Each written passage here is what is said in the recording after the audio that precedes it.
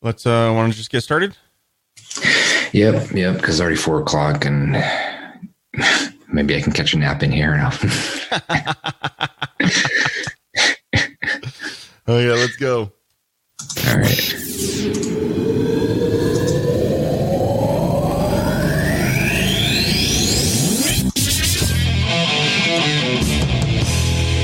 Boom. Greg, how are you doing today, bud?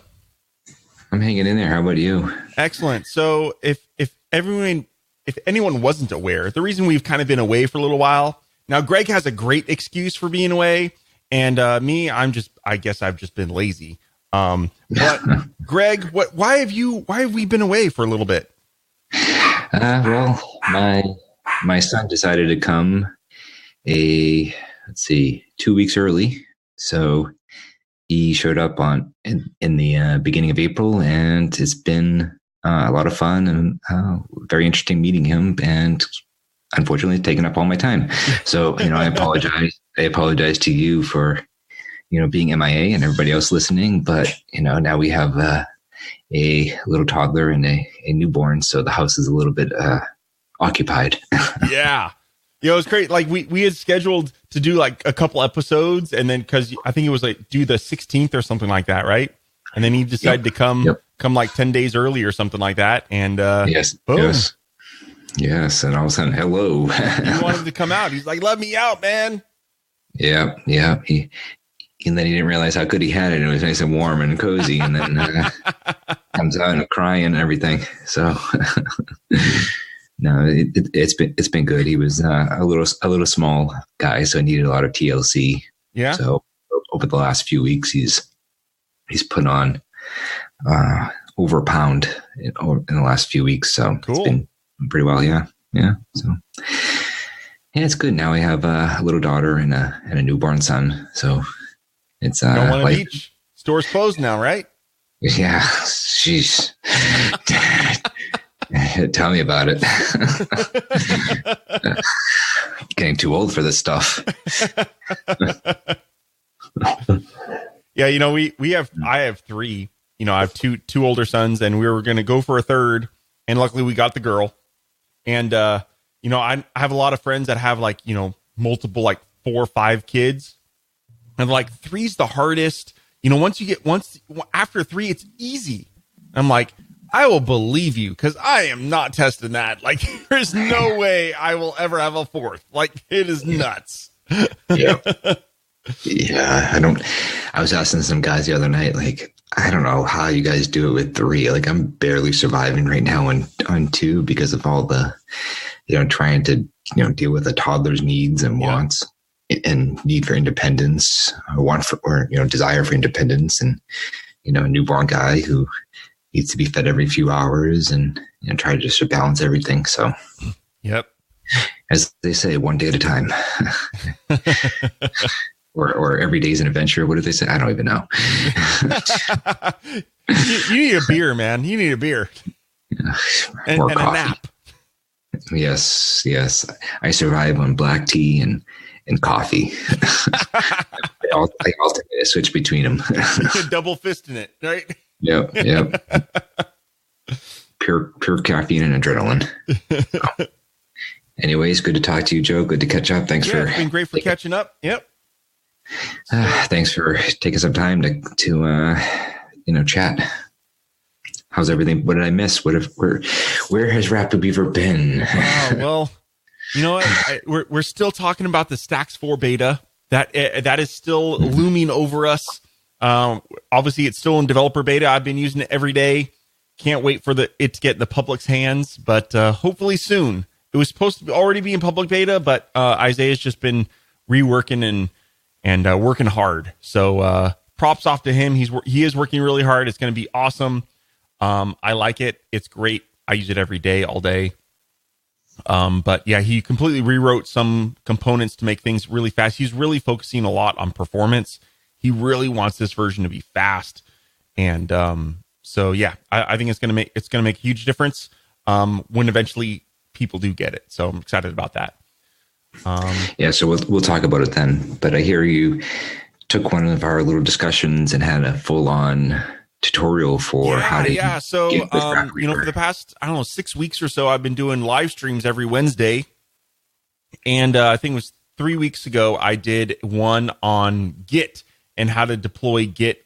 You know, because after our podcast episode, I got tons of requests. Hey, this needs to be a video. This needs to be a video. So I decided to do that, and I think a lot of people that attended probably were like deer in the headlights, you know, like they were just like, oh, like, because it really was technical, right? Yeah. And I had a few actually like road bumps setting everything up because I wanted to do it through GitLab, just because I thought it'd be fun to set up something completely new on GitLab, and I'd never done any Git hooks with GitLab before, and so I went to go set it up, and it wasn't working, right? And I'm like, crap! Here I am on a live stream, trying to do something I've never done before, or at least I've done it, but not with GitLab. And it wasn't working. And I was like, crap. So I kind of just stopped and basically changed course and did everything from GitHub, which worked like a charm. And afterwards, after the live stream, I figured out what I was doing wrong on GitLab, and I felt really stupid. Now I have everything working on GitLab, but I felt stupid that I couldn't read the directions properly while I was going live because it wasn't working, and I kind of panicked. And instead of just calming down and reading the actual what the data it wanted, I was giving the wrong data, and whatever. But a lot of people actually, there are 2 users I know of that actually took that, and they're actually already implemented it. So that's kind of cool. Cool. That's funny, Joe. You said you got all these emails. I didn't get any emails to feedback at weaverradio.com. That's weird. Yeah, I think it was posts on, I don't know, various places. I think when I announced the I don't remember where I got. Maybe it was on Weaverspace.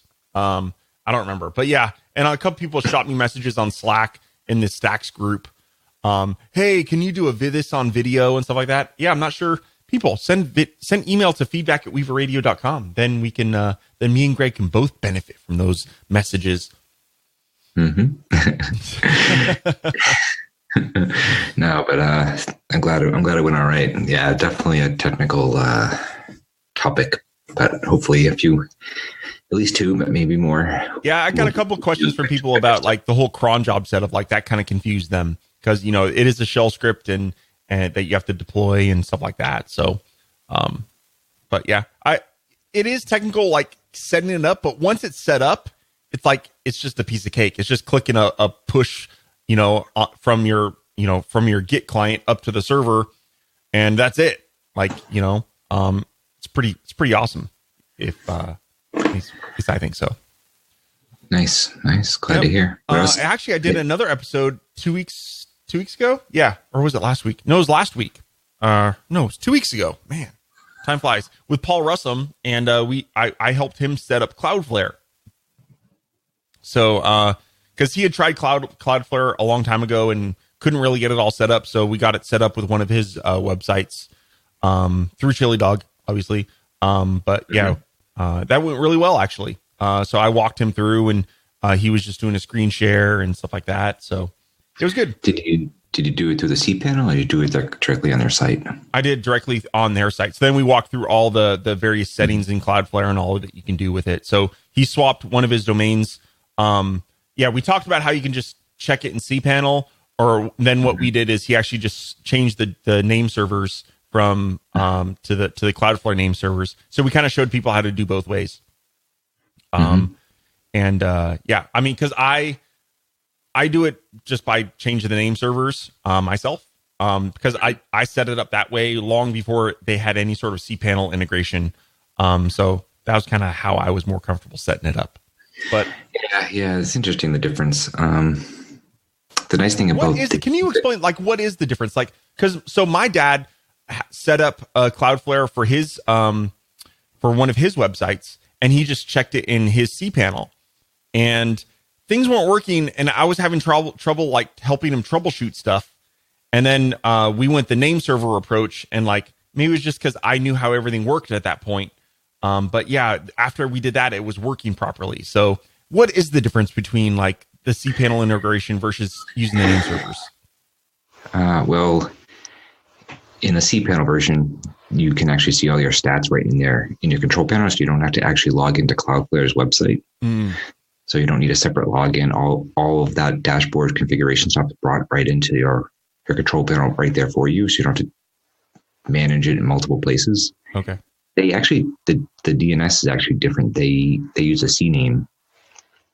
So, they take your your www or your root. I can't remember. I think it's your www. Point that to a Cloudflare CNAME, and then Cloudflare uses the other record, the A record, to pull from your host. So they don't. That's not how I have it set up in mine, but maybe that's because maybe the new stuff is done that way. That's how the name servers are done. When you change name servers, it's different. Oh, okay. Yes. In the cPanel, the DNS is different. You leave your name servers the same, and then they change one of them. I think it's a www to a CNAME, and then you're supposed to forward to that www, and then they ignore that and go right to the IP address, and take the root domain IP address and pull the site that way. The name servers obviously are completely different, right? Because you're delegating all of your DNS to Cloudflare. They sit in front. They know you have to manually modify the IP address, do all that work there. So if the IP of your host ever changes, you are responsible for updating and managing it yourself. Yeah. The cPanel integration handles all IP changes automatically for you. You can clear your cache, do anything you want right in your cPanel. So for some users, I'm sure it's a lot easier to manage right in cPanel. So, depends on your comfort level. I had a follow with Paul a week after that because he was then experimenting with some subdomains and whatnot. And he actually found out a kind of a limitation of Cloudflare where for some reason, Paul, now I'm gonna haggle Paul for a little bit. He likes doing www.mysubdomain.domain.com. So like he likes having a www even on his subdomains, and Cloudflare doesn't support that apparently. Like Cloudflare only supports 3 levels of basically subdomain.domain.com, right? So Cloudflare doesn't support that www.subdomain.com. I don't know. I tried to convince Paul that that's just not a good idea. You don't need the dub for subdomains. What do you think? All right. This is why I mess with. Okay. It just makes everything a lot longer, right? Yeah. I mean, yeah. So this is why sometimes I don't understand how people post on Twitter, Facebook, and Instagram all the time, like constantly. In the course of a day, I can physically type so many characters. I'd rather those characters be productive. Typing 4 extra characters for www and a dot. So yeah. I still love you, Paul. I still love you. Greg, Greg, is that a first? You agreed with me this time. That's awesome. I know. It must be. Man. Mark it. What it is May 6th, 1:11 p.m. Oh, it's Pacific. Yeah.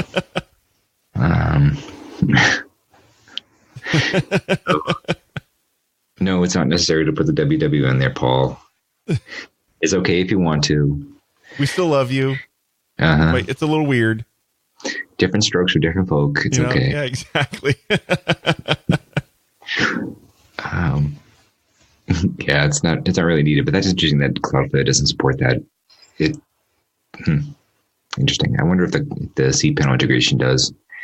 But a note about that, because Paul was adding a subdomain, he has to first add it in his control panel, then go into the Cloudflare account, add it to Cloudflare. Yes. If he used the cPanel integration, that would be just done for him automatically. You wouldn't have to. Have to go into Cloudflare to do it. You can just go into the cPanel section, go into the Cloudflare section of the cPanel, and click the green, what's it called, orange cloud to turn Cloudflare on for that subdomain. Now, with the cPanel integration, do you get access to all the other Cloudflare settings as well, or is it only just the simple caching? Like if you wanted to customize some of the rules and stuff like that, how would that all happen? It's pretty much all there. Okay. Yeah, I don't have a screenshot. Otherwise, I'll send you a screenshot. Not that anybody listening could see the screenshot. Yeah. but it looks almost like the regular Cloudflare site with all the tabs at the top with the different categories. Mm-hmm. So you could turn on like the scrape shield and those kind of things. Okay. Cool. So, yeah. So it's pretty good. Hey, I guess one thing that happened while you were gone, RapidWeaver is now on the Mac App Store. That's kind of cool. I saw that. That's a pretty big deal. I know a lot of engineering effort went into that. Yep. A lot of sandboxing. I know a lot of, they went through a lot of headache getting all that done. And some users who were beta testing that stuff went through those headaches too. But luckily, all the hard work paid off, and we're now on the Mac App Store. And yeah, I've actually seen a kind of an influx of new users coming through. It's been nice. And that's actually last week on my live stream, I did a kind of back to the basics because I noticed there was a lot of new users coming through and asking a lot of the kind of the similar like newbie questions, right? And so I did a back to the basics with RapidWeaver. We went like over how to manage your add-ons and install stuff, like all the basic stuff. What's all those settings in general for, and whatnot. And pretty much you can ignore all page types except stacks, right? Because we pretty much we RapidWeaver is great, but we use it so we can use stacks, right? So yep. Cool. Being real. Just being real.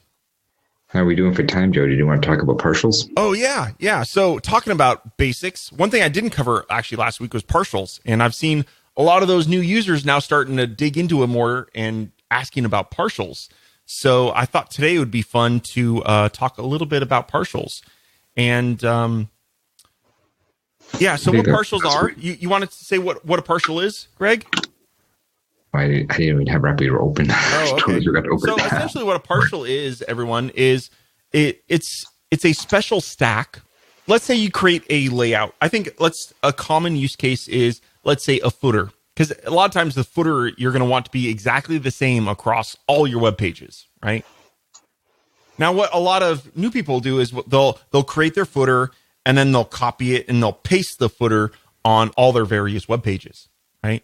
Now, the problem with doing that is when you want to make a change to your footer, whether it be, maybe you want to add some more data or you just want to change the layout or the colors or anything, right?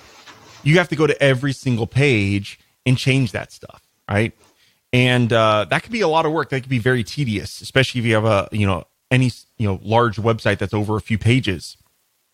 So what a feature that was introduced in Stacks 3, so it's been out for a couple of years now, is something called partials. And you'll notice it's a little green button on your Stacks toolbar that looks like 3 cubes. And what you do is when you build something, let's say your footer, you choose, let's say that entire footer is inside of like a 1-column stack. And then so you select that 1-column stack and then you click that green button in the toolbar. And what that does is it creates a partial for you. And then what you do is you can, instead of copying and pasting that footer to every page, you will copy and paste the partial. Or you can go, there's that 3 cubed icon. You'll see it in the Stacks library sidebar. You can click on that and you'll be able to see all your partials. Okay. And then you can drag and drop your partials across as many pages as you want. Now, what's beautiful about partials is that problem we talked about earlier, where if you had to change your footer on every single page. Well, now if you double click on the partial, it opens it in a new editor. It looks exactly like Stacks edit mode. It's very familiar, but you'll be able to edit inside that partial editor. And then when you click back or save, it then will update every page that uses that partial. So it's pretty awesome. And it's really useful. I mean, I've used it for footers myself, and some basic content areas that I reuse throughout the sites. Like sales pages. If I'm topping like a product page, like I'll have like a banner. Yep. And I'll reuse that banner in different parts of my site. Yep. And what's great with something like a banner is a lot of times in the banner, you'll want to have different text in the banner, right? So you want everything but like the text area to be the same. And when you're inside the partial editor, you'll notice these various little pins that are inside every text box or Stacks drop zone area. And what you can do is what it's called unpin it. So you can unpin a text area or a Stacks drop zone area inside of a partial. And what that does is that makes that particular component unique for every page. So for an example with a header or a banner, you can drag it out a partial onto the page. And if a text area, let's say you have a header stack in there, if that text area for the header stack is unpinned, you can then customize just that text for every single page. So that allows everything else about that header to be the same, but you can have the text be unique on every page. So super useful, really useful. Now, good tip. Yeah.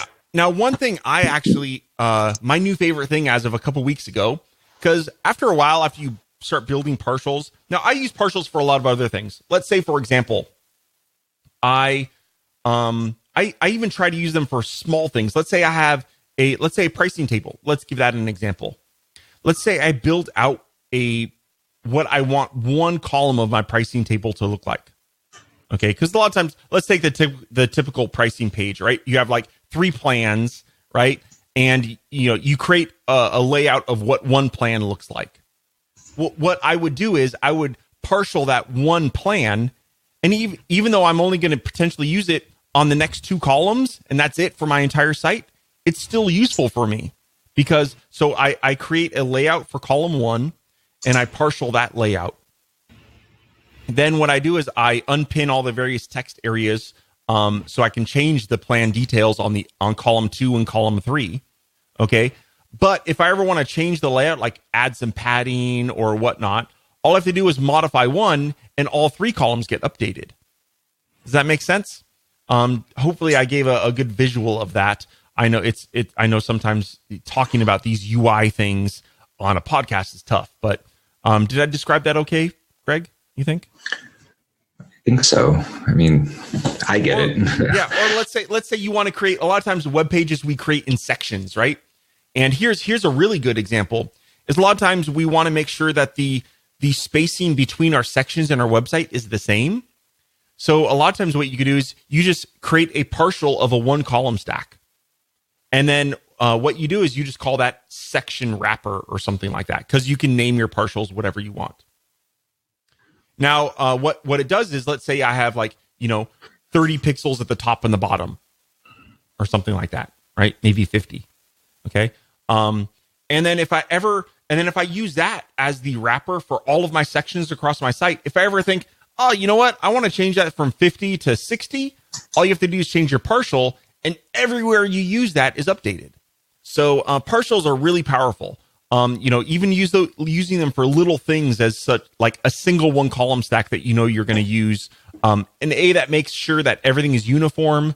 It looks the same across every page and across every instance on the same page, because you can have a partial multiple times on the same page, right? So now, what I discovered last week. Have you compared the Joe? Sorry to interrupt. Have you compared this page? Have you compared this page size and efficiency of using a partial versus the same stack multiple times? It's exactly the same. Well, okay, I do have to say a partial does add 1 extra div to your page, but it makes pretty much, it's the same thing as if you were adding the same stacks to the page, but you get a lot of, all that benefit of saving time and energy with managing your content.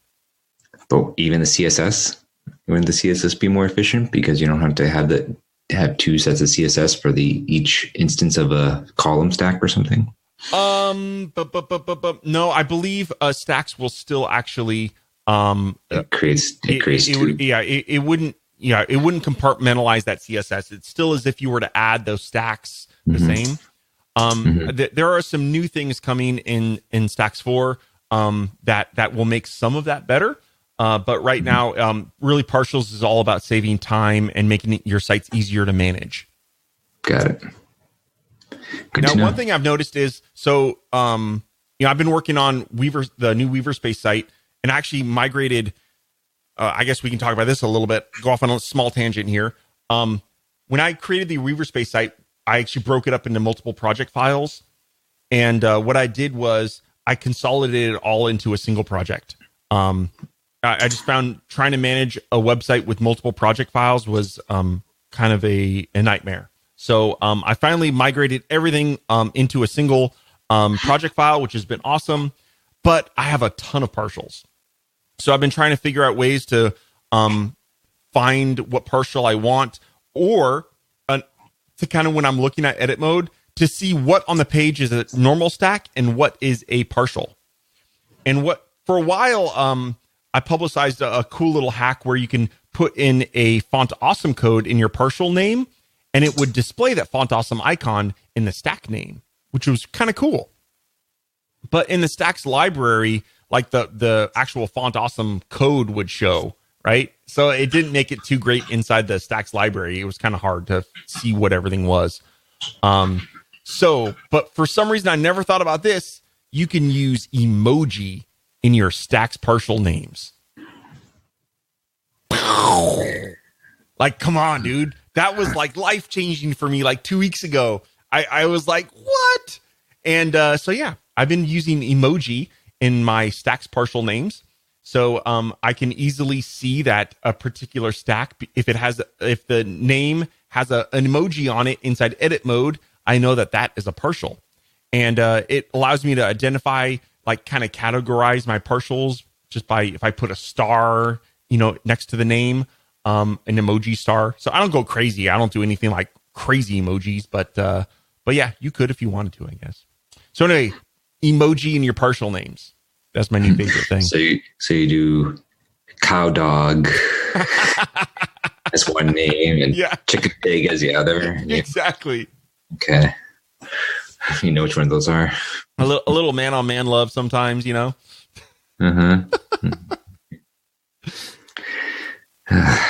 Joe. It's the little things, Joe. Yes. So anyway, that was pretty much all I had on partials. And so yeah, it's fun times. Oh, that was good. Thank you. So want to call? I think you need a nap, Greg. I could use a nap too, but I got lots of work to do. I do need a nap, Joe. Thank you for your thoughtfulness and noticing the black bands and bags around my eyes. Hey, dude, you got a haircut or something? You're looking good though. You don't look like you just had a baby.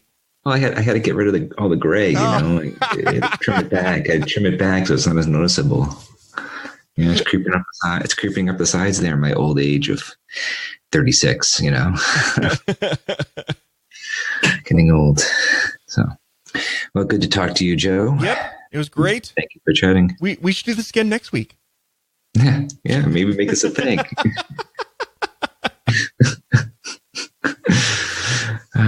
Very good, sir. Yep. So thank you very, very much, everybody. Hope you enjoyed today's show. Kind of touching base back with Greg and myself. Learn a little bit about partials and we touched base on Cloudflare. That was actually kind of a fun little tangent too, the Cloudflare one. So yes. Cool. Greg, where can everyone find you on the interwebs? chilidogsoftware.com, chilidog.hosting.com, at Barshard on Twitter. Sweet. And I run Weaverspace, everyone. This is Joe Workman. I'm at Joe Workman everywhere, or you can check out at Weaverspace everywhere as well. I'm actually on Greg, I actually went on LinkedIn and created a Weaverspace account over there. We'll see if that gets us any traction. Testing out LinkedIn a little bit. I know it's kind of feels old school, but it seems like a lot of people are using it again. So, if you want to check me out on LinkedIn, you can check me out on LinkedIn now as well. And for Weaver Radio, if you want to listen to any past shows, probably my most linked to episode that I link to everybody is episode 10, is on the Weaver Radio homepage. It is about how to migrate from HTTP to HTTPS. I link to that episode all the time to tell people, all the various steps on what they need to do to, migrate and get HTTPS on your sites. So if you haven't listened to that episode, make sure you check that out.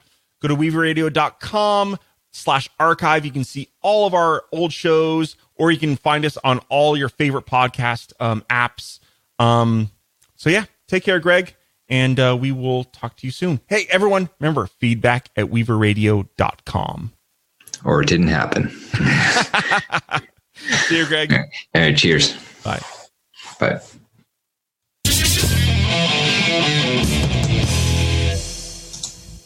There we go.